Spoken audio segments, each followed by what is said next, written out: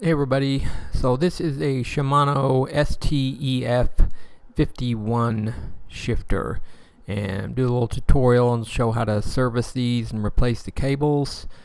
Just kind of looking it over. It is as an alloy body, alloy lever.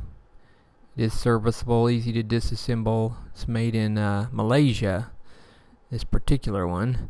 This is the ST-EF41, which I did a little video on this a couple weeks back and kind of only discover it's not really easily serviceable.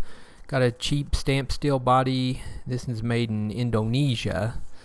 And anyway, just kind of comparison wise, if you have one of those that's broken, I would highly suggest the ST-EF51 as a replacement. They're pretty inexpensive, but anyway, to disassemble it, you'll just remove those two little screws I was pointing at and just removes a little cover, and it's pretty simple at this point. You've got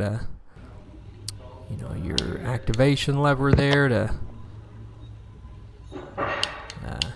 clicks the little ratchet wheel over, and then the other lever that releases it. Basically one click at a time. You may be able to shift the other direction multiple shifts, but anyway, you got that's where the little paw is under there, and then got a kind of a wrapped up spring mechanism there and the little ratchet wheel, and there's the little cable head kind of sticking out there at the top, and then you've got your other little ratchet, your little dog or paw there.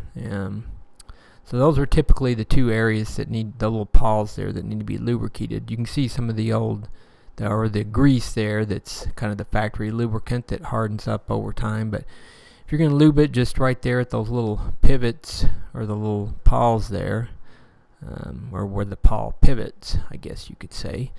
Typically I like to use a wet lube. The green Finish Line foaming aerosol lube is my favorite.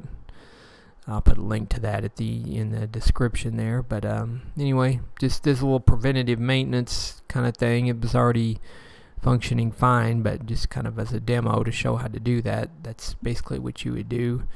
As far as the cable, it kind of locks into that little pocket there, so you either need like a little pick or a little screwdriver, and if you kind of pop it up here at the end piece and kind of get it wedged up out of that little pocket, you can kind of just push it out pretty easily there.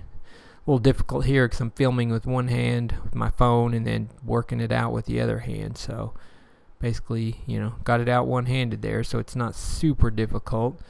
From there you just thread your new cable in, and if you need housings, cut that down to the size and everything else. So yeah, anyway, that's pretty much it. It's a pretty easy to service shifter. You could actually totally disassemble it because it's got those little C-clips there, but I wouldn't really recommend doing that. Normally you can do all the servicing you need just by taking this cover off. So anyway, that's gonna do it, and thanks for watching.